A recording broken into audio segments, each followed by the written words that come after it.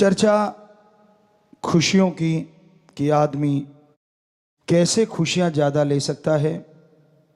आज ऐसा समय आ गया है कि परिवार टूट रहे हैं, बच्चे बड़ों की नहीं सुनते, बड़े इसलिए टेंशन में हैं कि उनकी कोई सुनता नहीं, और बच्चे इसलिए टेंशन में हैं कि उनके ऊपर उनकी राय थोपी जाती है, उनके ऊपर जबरदस्ती की जाती है, जैसा वो चाहते हैं उसको जीने नहीं दिया जाता। इस वजह से परिवार बिखर रहे हैं। हमारी संस्कृति जो अपने आप में नंबर 1 थी, वो आज टूटने की कगार पे है। दोगले मापदंड हो गए हैं। पुरुष जो है वो चाहता है मैं आजाद घूमूं, मैं फॉरेन कल्चर को अडेप्ट कर लूं, मेरे लिए कोई बंदिश ना हो, मैं कहीं भी घूमूं, कहीं भी चरूं, मुझे ना रोका जाए। पर खुद की मां, खुद की बहन, खुद की बेटी, खुद की घरवाली वो इंडियन कल्चर को अपनाए, वो ना कहीं खुले चले। कैसा कल्चर हो गया हमारा। आप जब गलत कर्म करते हैं, दूसरे सादे शब्दों में किसी की बहन बेटी को लेके घूमते हैं, तब तो आपको खुशी आती है। पर जब आपकी बहन बेटी के साथ कोई होता है तब आपके आग लगती है। तो जब आप किसी को लेके घूम रहे होते हैं, क्या आपको तब नहीं होता कि ये भी किसी की बहन है, किसी की बेटी है? सो कहने का मतलब, एक जैसा संस्कृति ने, भारतीय संस्कृति ने पवित्र वेदों में एक जैसा माहौल बनाया था कि अगर पति पत्नी के लिए देवता है तो पति के लिए पत्नी भी देवी है, पैर की जुत्ती नहीं है। जो लोग ऐसा समझते हैं, चाहे वो पति हो या पत्नी, क्योंकि आज ऐसा दौर चल रहा है, कमाने वाला या यूं कह लीजिए विचारों की वजह से कई बार पति हावी रहता है कहीं पे तो कहीं पत्नी। ऐसा नहीं होना चाहिए, बराबर का दर्जा होना चाहिए। एक दूसरे का सम्मान करो, राय लो तो दोनों जने, हो सके बुजुर्गों को भी शामिल करो। किसी बिजनेस की राय, परिवार की कोई व्यक्तिगत काम धंधे की राय। क्यों? क्योंकि पता नहीं कौन परिवार में से अच्छी राय दे दे और आपका बिजनेस व्यवहार तरक्कियों में चरम सीमा पे पहुंच जाए। आपको लगता है आपके बाप को कुछ नहीं आता, वो तो अनपढ़ गंवार है। दादा दादी तो बहुत पुराने जमाने के हैं। गलत। एक शिक्षा होती है जो उम्र के साथ मिलती है, तजुर्बा। कितने पढ़ लिख लो, कितनी डिग्रियां ले लो, जिंदगी का तजुर्बा जो सिखाता है वो किताबें नहीं सिखा सकती। इसलिए उनकी बात सुना करो। क्या पता आपको आपके घर में ही कोच मिल जाए जो आपको कोचिंग दें और आपका बेड़ा पार। और बुजुर्गों को चाहिए बच्चों की बात भी सुननी चाहिए। आपको एक छोटा सा उदाहरण देते हैं। बेपरवाह जी परमपिता शास्त्राम जी दाता रहबर जो अब इस बॉडी में हैं, वो उस बॉडी में भी घूम रहे थे। बेरियों की तरफ हम जा रहे थे और रास्ते में एक छोटा सा बच्चा मिला। कहने लगा पिताजी पिताजी बात करनी है। पूछा बोल बेटा क्या बात करनी है? तो कहने लगा सफेद कपड़े या कोई भी कपड़ा आप डालते हैं ना, जब उल्टा करके डाला करो। तो हमने पूछा क्यों भाई, किस लिए बेटा? कहने लगा जी एक तो दाग धब्बा, अगर हल्का फुल्का मिट्टी आएगी तो अंदर आएगी और झड़का के पहनेंगे उड़ जाएगी। हल्का फुल्का धब्बा लगा भी तो अंदर की साइड लग गया। दूसरा, परमपिता जी कहते यानी कि वो हम बताते हैं, कहते क्या कि मक्खी मच्छर आएगा तो अंदर की साइड में रहेगा और जब उसको सीधा करेंगे तो वो निकल जाएगा, और उसको पहनेंगे तो नेचुरली सही रहेगा। तो बेपरवाह जी हंस के कहने लगे भाई छोटा बच्चा भी राय देना तो उसकी राय ले लेनी चाहिए अगर वो अच्छी हो। तो जो आपके नन्हे नन्हे फूल हैं, छोटे छोटे जो खुशबू बिखेर रहे हैं, कलियां हैं, ये छोटे छोटे बच्चे भी दिमाग रखते हैं, इनके भी दिमाग है, यहां भूसा नहीं भरा हुआ। अगर इनकी बात भी आप सुन लो तो क्या पता ये आपसे बढ़िया कोई सजेशन दे दें जिससे पूरे घर का फायदा हो जाए। क्या पता ये कोई ऐसे बढ़िया आइडियाज दे दें जिससे घर परिवार में प्यार बढ़ जाए। कम मत आंको किसी को भी। बहस का मतलब झगड़ा नहीं होता,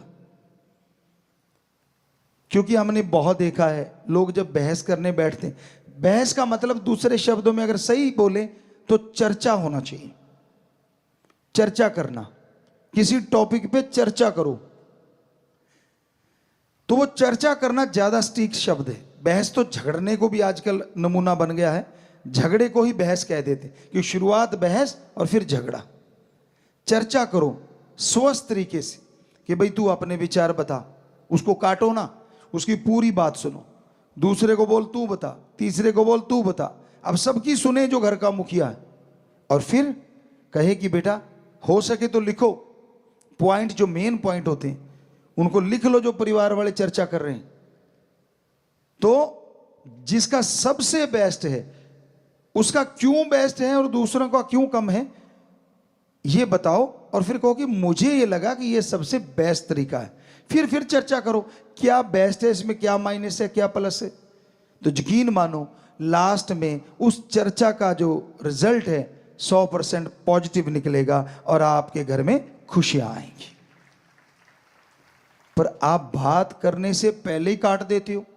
तुझे बड़ा आता है, तू बड़ा कल का छोकरा और मुझे समझाएगा, तू होता कौन है। आपकी ईगो हार्ट हो गई क्योंकि बच्चे ने आपसे बढ़िया तरीका बता दिया। ये गलत है, बल्कि खून तो आपका है, बल्कि मान करो, सत्कार करो, खुश हो जाओ कि देखो मेरे खून में कितना ज्यादा अकल है, कितनी ज्यादा दिमाग है। पॉजिटिव लो उस चीज को, नेगेटिव ना लो। और बच्चों को भी जैसे हमने बताया अपने मां बाप का सत्कार करना चाहिए, इज्जत करनी चाहिए। ये आप मान लीजिए 20 से 30 साल की उम्र की चर्चा कर रहे हैं हम अभी जो कर रहे हैं। वैसे तो बचपन से आजकल माने तो बचपन से 30 साल तक बुजुर्ग कोई बात नहीं समझ पा रहे, आपके मां बाप, दादा दादी, नाना नानी, मतलब बुजुर्ग आपसे बड़े, तो आप बजाय उनको नीचा दिखाने के बच्चों प्यार से, सत्कार से, इज्जत से बात करो। पहले उनकी पूरी सुन लो, फिर उनका सत्कार करो कि भाई पापा जी आपने बहुत बढ़िया बात बताई, पर अगर आप आज्ञा दें तो क्या मैं भी कुछ बता सकता हूं, मेरे भी माइंड में कुछ आइडिया आ रहा है। तो हमें लगता है उनकी ईगो हार्ट नहीं होगी, अहंकार को ठेस पहुंचती है ना, तब गड़बड़ होती कि मैं बड़ा तू छोटा, तू है क्या। तो जब आप कहोगे कि जी मैं, अगर आप आज्ञा दें तो मैं आप एक रिक्वेस्ट है, मैं भी अपनी बात रखना चाहता हूं, यकीन मानो उसको लगेगा हाँ मेरी ईगो हार्ट नहीं, क्योंकि पहले ही सत्कार कर दिया, उसको बड़ा बना दिया, तो फिर वो आपकी बात भी सुनेगा और अच्छी लगेगी तो मानेगा भी। तो ये तरीके होते हैं घर परिवार को बांध के रखने की। संयुक्त परिवार होते थे तो उसमें कितनी खुशियां होती थी। तो कहने का मतलब संयुक्त परिवार जो होता है ना, बड़े फायदे होते हैं।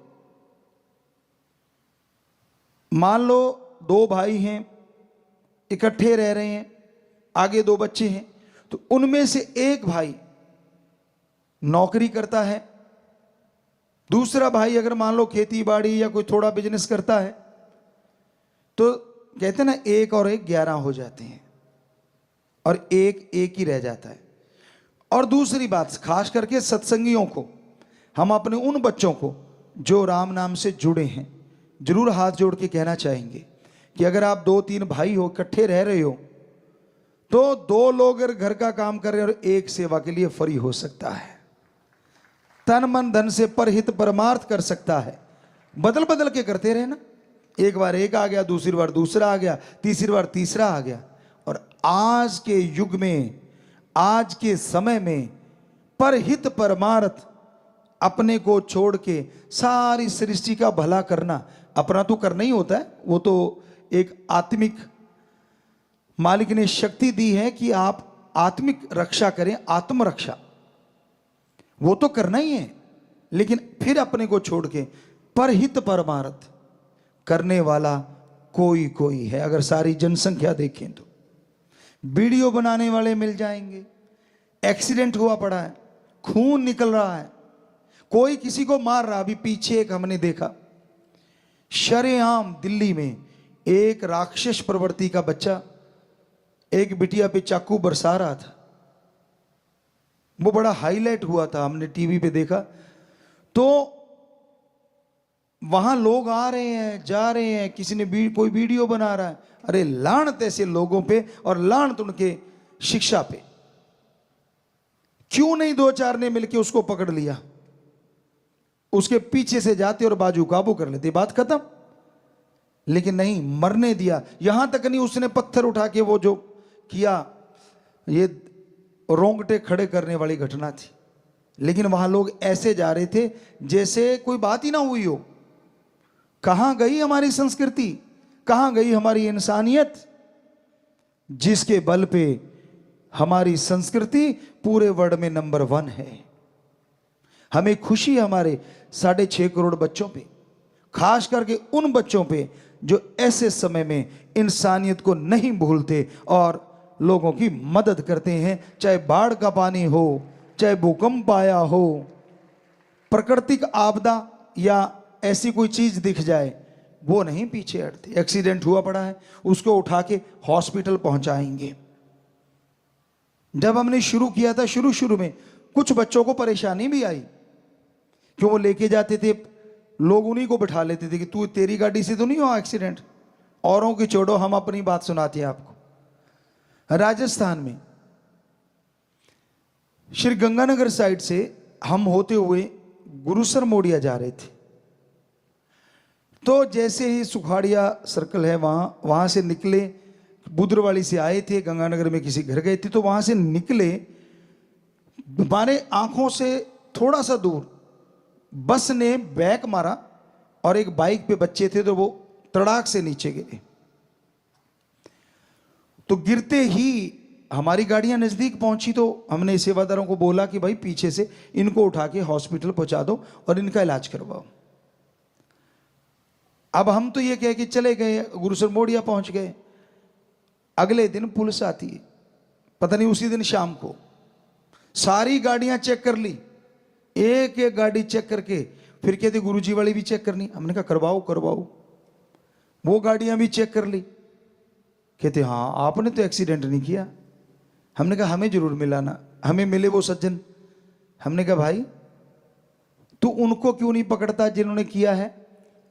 और बस के अंदर जो लोग थे उन्होंने भी गवाही दी कि बस वाले ने ठोका है।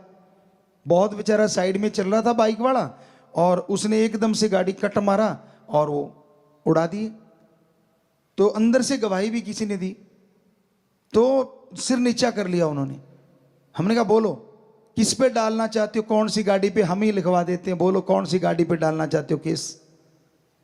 कहते गुरुजी क्षमा करना, शर्म करो। हमने कहा शर्म, चंद नोटों के लिए क्या कर रहे हो, क्या ड्राइवर आपका दोस्त है, मित्र है। तो उनको कोई जवाब नहीं था। तो उस समय परेशानियां आती थी। राम जी ने कृपा करी, हमारे देश के जो राजा होते हैं उन्होंने सुना और फिर कानून बन गया, शायद हमें पक्का नहीं मालूम, कि जो बचाएगा उस पर ऐसी कोई कार्रवाई नहीं होगी, शायद में भी। तो अब साध संगत जबरदस्त तरीके से लोगों की जान बचा लेती है जो एक्सीडेंट में पड़े होते हैं या डूब रहे होते हैं, तो बड़ा अच्छा लगता है। तो ये इंसानियत की सेवा के लिए अगर आपके परिवार का एक मेंबर आ गया, वो सेवा कर रहा है, और यकीन मानो घर का 1 या 2 लोग जो बिजनेस कर रहे हैं, वो जो सेवा कर रहा है ना, आपके बिजनेस में भी हो सकता है दुगना चौगुना मुनाफा हो जाए और शरीर की तंदुरुस्ती ताजगी भी जरूर आएगी। इसलिए संयुक्त परिवार अच्छे होते हैं, जो पुरातन समय से चले आ रहे थे। तो कहने का मतलब कितना अंतर आ गया। क्या थी हमारी संस्कृति। हमारे गांव में हमने देखा, हमें बचपन से लेके आज तक राजनीति में ना कोई इंटरेस्ट था ना है, तो पर फिर भी आपको एक बात बताना चाहते हैं। छोटा सा गांव, 774 या 80 90 ऐसे कुछ वोट थे। गांव के 2 लोग जाते थे, चुने हुए थे, वो जाते और किसी को कह के आते कि वोट आपको डालेंगे। पूरा गांव, हमारे जी स्कूल बना देना। स्कूल वहां से 5-6 किलोमीटर दूर था, छोटा सा गांव था। तो वो आके गांव वालों को इकट्ठा करते, कोई बच्चे नहीं जाते थे, सिर्फ घर का मुखिया, सारे इकट्ठे हो जाते।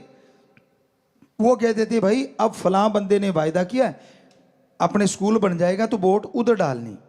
कहते जी ठीक है, ये नहीं पूछते क्या क्यों किंतु परंतु, सारे घरों में आते और अपने परिवार को आके कहते भाई वोट फलां जगह लगाना है। और ऐसा ही हुआ, स्कूल बन गया, क्योंकि वही जीता जिसको वोट डाली। अगली बार फिर वायदा कराए कि भाई हमारे स्कूल को अपग्रेड कर देना और हो सके तो बिजली और रोड नहीं है हमारे। फिर वही जीता, क्योंकि तब वो पेटियां पुटियां खुला करती थी। हमें मालूम नहीं तब क्या चक्कर था, कोई इंटरेस्ट नहीं था हमारा, सच कह रहे हैं आपको, झूठ नहीं बोल रहे। तो कहते थे तब कोई पेटियां पुटियां खुलती थी वोट गिनते टाइम, तो वोट गिनते रहे गिनते रहे गिनते रहे। और जब पेटी खुली, वो हार रहा था जो एमएलए था, वो जब गुरुसर मोडिया की पेटी थी वो खुली, पेटी खुलते ही वो जो बंदा 400 से हार रहा था वो 300 कुछ वोटों से जीत गया। यहां तक हमें बताया, हमें नहीं मालूम कितनों से जीता था वो। तो पेटी खुलने की वजह से वो क्योंकि गिनती करवा रहा था, उसको पता चल गया कि हाँ मुझे इन्होंने ही जिताया है। तो फिर 10वीं का स्कूल भी बना, रोड भी बनी और बिजली भी आई। तो हमारा यहां ये नहीं कि क्या हुआ, कहने का मतलब इतनी एकता होती थी, पूरे गांव की परिवार संयुक्त रहते थे, अलग हो जाते थे लेकिन फिर भी भाईचारा यूं रहता था। क्योंकि तब जो हमने देखा, बुरा ना मानना, माता बहनों की थोड़ी खड़क जाती थी, भाई भाई तो कई बार एक रह लेते थे, पर उनकी थोड़ी सी रोटी के पीछे, दाल के पीछे, चावल के पीछे, सासू के पीछे, ससुर के पीछे गड़बड़ हो जाती थी। तो उस वजह से घर तो अलग हो जाते थे, कहते थे चूल्हा अलग कर लिया। तब ये नहीं कहते थे खेती बाड़ी बांट ली, कि चल चूल्हा अलग कर लो भाई ताकि झगड़ा ना हो। तो वो घर थोड़ा सा अलग हो गया, लेकिन खेती सांझी, काम धंधा एक ही कर रहे हैं, वही सारा कुछ भाईचारा। तो वो भी बढ़िया है जिनके ये है। तो सत्संगियों तो ये जरूर चाहेंगे कि अगर पॉसिबल हो झगड़ा नहीं करना, झगड़े से तो अच्छा है चूल्हा अलग ही ठीक है। पर अगर लगता है काम धंधा साझा कर लो, और 1 महीने के बाद हिसाब जरूर कर लिया करो, चाहे सगा भाई है, चाहे दोस्त है, चाहे मित्र है, लंबा मत डालो।